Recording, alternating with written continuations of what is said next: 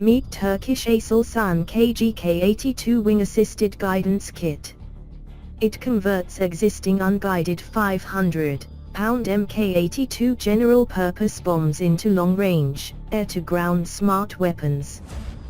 With KGK, the bombs have the capability of precision hitting of target from 100 km range, in all weather conditions, providing aircraft to complete the mission safely without entering into enemy air defense zone.